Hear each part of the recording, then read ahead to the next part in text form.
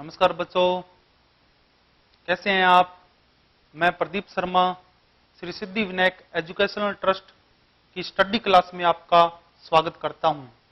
आज हम पढ़ेंगे क्रिया। क्रिया जो शब्द है वो किससे बना है? धातु से। तो धातु किसे कहते हैं? तो हम लिखेंगे क्रिया के मूल रूप को। क्रिया के मूल रूप को धातु कहते हैं। क्रिया के मूल रूप को क्या कहते हैं? धातु कहते हैं। क्रिया के मूल रूप को क्या कहते हैं? धातु कहते हैं। अब देखो, धातु से क्रिया का निर्माण, धातु से क्रिया का निर्माण किस प्रकार होगा? धातु से क्रिया का निर्माण किस प्रकार होगा?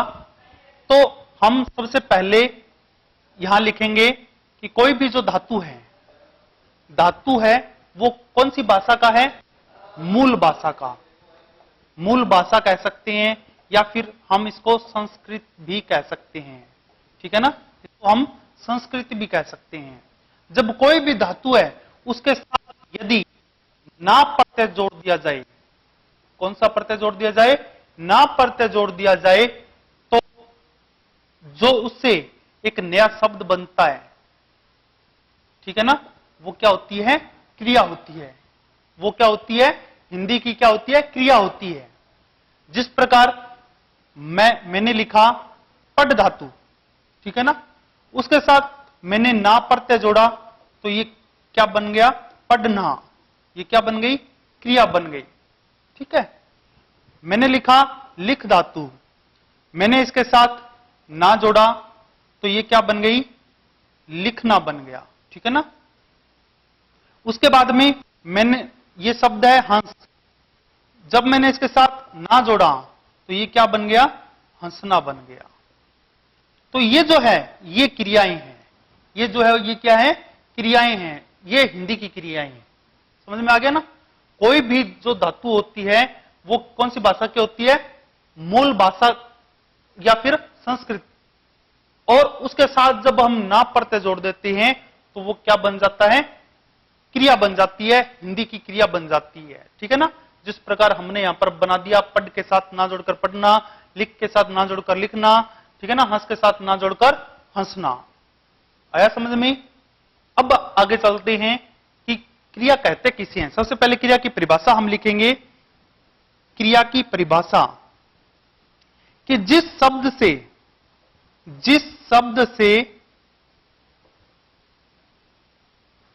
किसी काम का, जिस शब्द से किसी काम का करना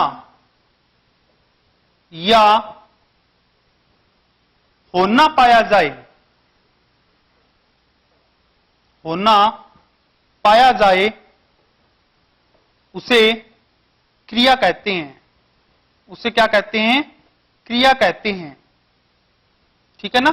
जिस शब्द से किसी काम का करना या होना पाया जाए उसे क्या कहते हैं? क्रिया कहते हैं। इस परिभाषा को हम इस प्रकार भी लिख सकते हैं कि वे विकारी शब्द जिससे किसी काम का करना या होने का पता चलता है, जिससे क्या है? किसी काम के करने या होने का पता चलता है, उसे हम क्या कहते हैं? क्रिया कहते हैं। ठीक है ना। अब आगे देखो, क्रिया कर्म के आधार पर, कर्म के आधार पर क्रिया के भेद, क्रिया के भेद। तो कर्म के आधार पर क्रिया के कितने भेद होते हैं? दो भेद होते हैं। कर्म के आधार पर क्रिया के कितने भेद होते हैं? दो भेद होते हैं। ठीक है ना। सबसे पहला है वो है अकर्मक क्रिया, अकर्मक क्रिया। और दूसरा है वो है सकर्मक क्रिया। दूसरा कौन सा है? सकर्मक क्रिया। ठीक है ना। देखो, अकर्मक जो क्रिया होता है उसको हम इस प्रकार लिख सकते हैं कि अ प्लस कर्म, ठीक है ना। और सकर्मक जो क्रिया होती है उसको हम लिख सकते हैं स प्लस कर्म। अब अ का अर्थ होता है नहीं या फिर रहित, ठीक है ना। ये होता है ए का अर्थ, और स का अर्थ होता है साथ अथवा सहित, साथ अथवा सहित, ये होता है स का अर्थ। अर्थात जिस क्रिया के साथ कर्म नहीं होता है वो अकर्मक क्रिया होती है, और जिस क्रिया के साथ कर्म होता है वो कौन सी क्रिया होती है, सकर्मक क्रिया होती है। ठीक है ना। जिस क्रिया के साथ कर्म नहीं होता है वो अकर्मक क्रिया, और जिस क्रिया के साथ कर्म होता है वो क्या होती है, सकर्मक क्रिया होती है। यहां तक समझ में आ गया। तो सबसे पहले आप इसका स्क्रीनशॉट लीजिए, फिर हम आगे बढ़ते हैं। सबसे पहले हम करेंगे अकर्मक क्रिया।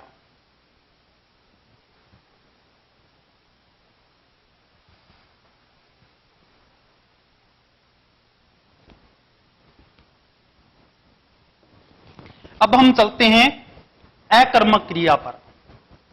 सबसे पहले हम पढ़ेंगे अकर्मक क्रिया कहते किसे हैं। ठीक है ना। अकर्मक क्रिया यानी कि कर्म के आधार पर क्रिया दो प्रकार की बताई थी मैंने अभी आपको, कि कर्म के आधार पर क्रिया दो प्रकार की होती है, सकर्मक क्रिया और अकर्मक क्रिया। तो उसमें सबसे पहले आता है अकर्मक क्रिया। ठीक है ना। तो वाक्य में प्रयुक्त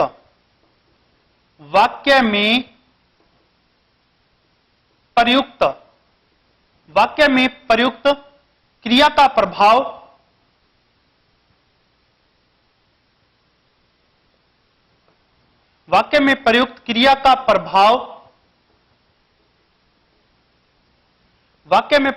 का प्रभाव कर्ता पर पड़ता है।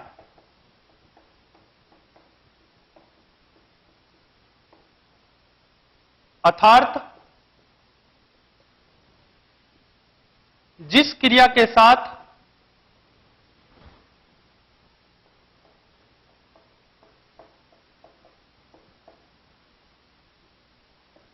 कर्म प्रयुक्त नहीं होता है,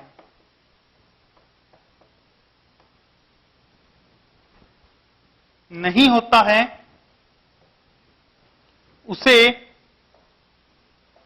अकर्मक क्रिया कहते हैं। अकर्मक क्रिया कहते हैं। ठीक है ना। यानी कि वाक्य में प्रयुक्त क्रिया का प्रभाव कर्ता पर पड़ता है। किस पर पड़ता है, कर्ता पर पड़ता है। अर्थात जिस क्रिया के साथ कर्म प्रयुक्त नहीं होता है उसे हम क्या कहेंगे, अकर्मक क्रिया कहेंगे। समझ में आ गया। उसे हम क्या कहेंगे, अकर्मक क्रिया कहेंगे। ध्यान रखना एक बात कि जो वाक्य बनता है उसकी संरचना इस प्रकार होती है, कर्ता, कर्म और क्रिया। कर्ता, कर्म और क्रिया। ठीक है ना। और क्रिया है वो हमेशा अपने पास में जो होता है, चाहे वो कर्म हो चाहे वो कर्ता हो, उस पर ही प्रभाव डालती है। ठीक है ना। तो यदि कर्म जिसमें नहीं होता, ठीक है ना, तो क्रिया किस पर प्रभाव डालेगी, क्योंकि क्रिया के पास में क्या होगा, फिर कर्ता होगा, तो वो होगी अकर्मक क्रिया। अकर्मक क्रिया। और यदि कर्म जिस वाक्य में होगा तो क्रिया किस पर प्रभाव डालेगी, कर्म पर, तो वो हो जाएगी फिर सकर्मक क्रिया। ठीक है ना। वो क्या हो जाएगी, सकर्मक क्रिया हो जाएगी। ठीक है ना। कुछ क्रियाएं होती है जो क्या होती है, अकर्मक क्रिया में आती है। कुछ क्रियाएं होती है जो क्या होती है, अकर्मक क्रिया में आती है।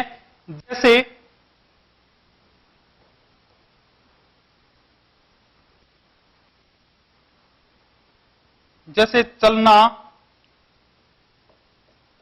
सोना, उठना, रोना, नहाना और हंसना। ये क्रियाएं हैं। ये क्या है, अकर्मक क्रियाएं हैं। ये क्रिया क्या है, सारी की सारी अकर्मक क्रियाएं हैं। जैसे राम चलता है, राम चलता है, राम चलता है। ठीक है ना।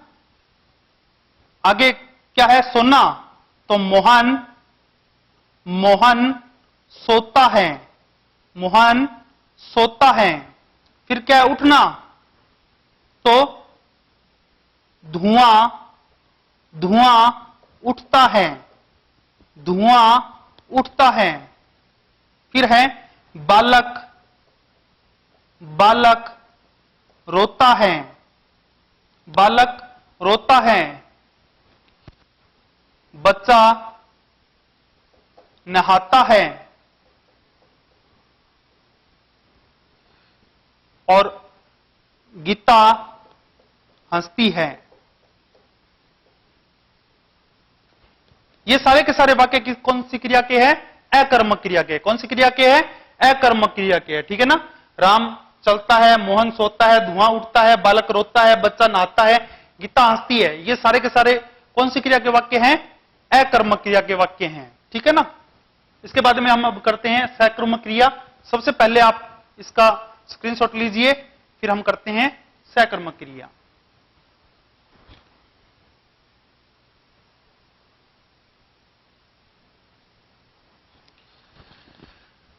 सकर्मक क्रिया देखो,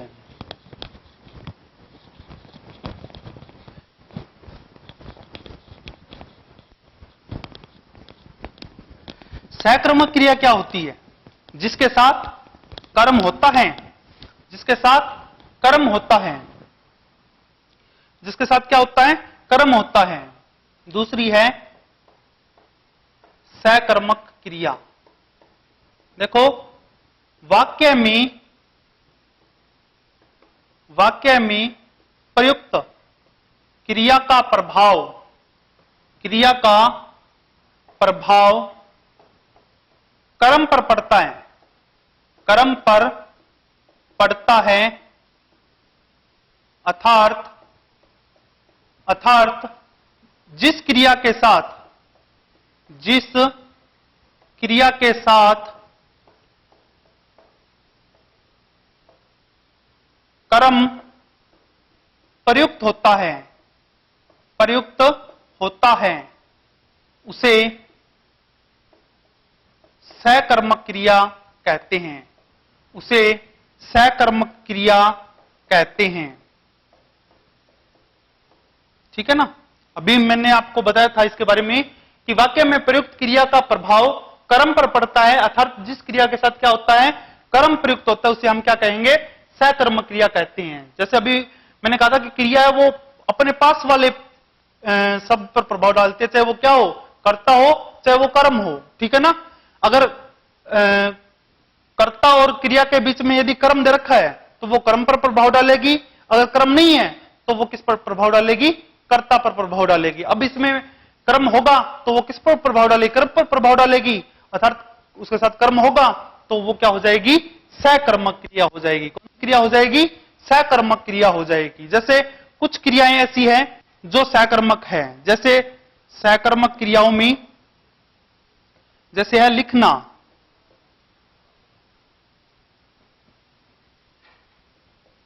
लिखना है, पढ़ना है, खाना है, पीना है, खाना है, पीना है और देखना है। ये जो क्रियाएं हैं कुछ, ये क्या होती है? सकर्मक क्रियाएं होती है। जैसे मैं लिखूं कि राम राम पुस्तक पढ़ता है, राम पुस्तक पढ़ता है, तो वो सकर्मक क्रिया होगी। मैं कह दूं गीता लेख लिखती है, लेख लिखती है, तो वो सकर्मक होगी। मैं कह दूं मोहन आम खाता है या खाना खाता है, तो वो क्या होगी? सकर्मक क्रिया होगी। मैं कह दूं कि मोहन दूध पीता है, तो वो कौन सी क्रिया होगी? सकर्मक क्रिया होगी। और मैं कह दूं मोहन टीवी देखता है, तो वो कौन सी क्रिया होगी?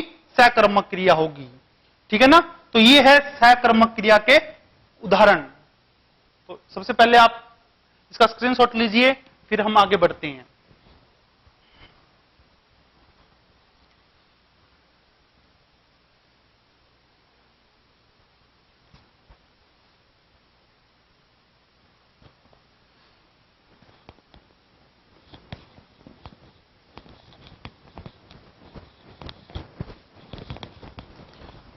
देखो हमें ज्यादातर यही समझाया जाता है भी जब कर्ता और क्रिया के साथ क्या लगा के प्रश्न पूछा जाए तो वहां पर कौन सी क्रिया होती है, सहकर्मक क्रिया होती है। जैसे मैं कुछ वाक्य लिखता हूं, जैसे राम पुस्तक पढ़ता है, राम पुस्तक पढ़ता है, पक्षी आकाश में उड़ते हैं, पक्षी आकाश में उड़ते हैं, पेड़ से पत्ता गिरता है। ये कुछ वाक्य हैं, ठीक है ना। अब देखो ये वाक्य का क्या है, कर्ता है, ठीक है ना। ये वाक्य का क्या है, ये वाक्य की क्रिया है, ठीक है ना। और ये क्या है, कर्म है, ठीक है ना। तो राम क्या पढ़ता है, जब हम क्या लगा के प्रश्न बनाएंगे, क्या लगा के यानी क्रिया के साथ क्या लगा के प्रश्न करेंगे, ठीक है ना, तो हमारे पास उत्तर आता है। तो वो वहां क्या कौन सी क्रिया होती है, सहकर्मक क्रिया होती है। राम करता है वाक्य का और पढ़ता है ये क्या है, क्रिया है, ठीक है ना। तो जब कर्ता और क्रिया के साथ हम क्या लगाएंगे कि राम क्या पढ़ता है, तो उत्तर हमारे पास आता है पुस्तक, ठीक है ना। यहां पर कौन सी क्रिया होगी, सहकर्मक क्रिया होगी। यहां पर कौन सी क्रिया होगी, सहकर्मक क्रिया होगी, ठीक है ना। अब आगे है पक्षी आकाश में उड़ते हैं। देखो पक्षी आकाश में उड़ते हैं, यहां पर पक्षी है वो क्या है, वाक्य का कर्ता है। कुछ तो प्रश्न इस प्रकार बनाते हैं, आकाश में क्या उड़ते हैं, पक्षी उड़ते हैं, तो पर कौन सी क्रिया होगी, सहकर्मक क्रिया होगी, लेकिन नहीं है, ठीक है ना। कौन उड़ने का काम कौन कर रहे हैं, पक्षी कर रहे हैं। इसका मतलब पक्षी वाक्य का क्या है, कर्ता है, वाक्य का क्या है, कर्ता है। और उड़ते हैं ये क्या है, क्रिया है, ठीक है ना। अब जो आकाश में, अब देखो कारक चिन्ह आया हुआ है में, इसका मतलब ये कौन सा है, अधिकरण कारक है ना, में पेपर अधिकरण कारक, तो ये अधिकरण कारक है, अधिकरण कारक, ठीक है ना। ये जो आकाश है ये क्या है, अधिकरण कारक है। इसका मतलब ये कर्म तो नहीं हुआ, ये कर्म तो नहीं हुआ, इसलिए इसमें कौन सी क्रिया होगी, अकर्मक क्रिया होगी। इसमें कौन सी क्रिया होगी, अकर्मक क्रिया होगी। अब देखो तीसरा वाक्य हमारा है, पेड़ से पत्ता गिरता है। पेड़ से क्या गिरता है, पत्ता गिरता है। देखो ज्यादातर वाक्य यही लिखा होता है हर जगह कि पेड़ से पत्ता गिरता है, लेकिन देखो जो क्रिया है उसके साथ हम कौन लगाते हैं, कौन लगा के प्रश्न पूछते हैं, तो हमारे पास क्या आता है, कर्ता आता है, ठीक है ना। अब देखो गिरने का काम कौन कर रहा है, गिरता कौन है, पत्ता, ठीक है ना। तो पत्ता गिरता है तो पत्ता इसमें क्या होगा। अब अगर हम सीधा देखें पेड़ से क्या गिरता है, पत्ता गिरता है, तो ये सहकर्मक क्रिया मानी जाएगी, लेकिन नहीं, ठीक है ना, ये गलत है। देखो गिरने का काम कर रहा है पत्ता, तो यहां पर पत्ता है वो क्या है, वाक्य का कर्ता है, ठीक है ना, न कि कर्म है, ठीक है ना। और गिरता ये क्या है, क्रिया है। और पत्ता क्या गिरता है, तो हमारे पास कोई उत्तर नहीं है, क्योंकि पेड़ से, ठीक है ना, पेड़ से ये क्या है, अपादान कारक है, अपादान कारक है, ठीक है, पेड़ से अपादान कारक है, ठीक है। और इसलिए ये भी किस में आएगी, अकर्मक क्रिया में आएगी, क्योंकि इसमें भी क्या नहीं है, कर्म नहीं है, इसमें भी क्या नहीं है, कर्म नहीं है, ठीक है ना। क्योंकि ये अपादान कारक है, ये अधिकरण कारक है, दोनों में कर्म नहीं है, इसलिए क्या होगी, अपादान कारक में आएगी। एक मैं बता दूं आपको, ये वाक्य अशुद्ध है, ये वाक्य क्या है, अशुद्ध है, ठीक है ना। ये वाक्य शुद्ध कैसे बनेगा, पत्ता पेड़ से गिरता है, पत्ता पेड़ से गिरता है, ये वाक्य शुद्ध बनेगा, ठीक है ना। तो ये था सहकर्मक और अकर्मक क्रिया के बारे में। इसके बारे में सहकर्मक और अकर्मक की पहचान और कैसे हो सकती है वो भी मैं आगे के वीडियो में आपको बताऊंगा। तब तक के लिए नमस्कार।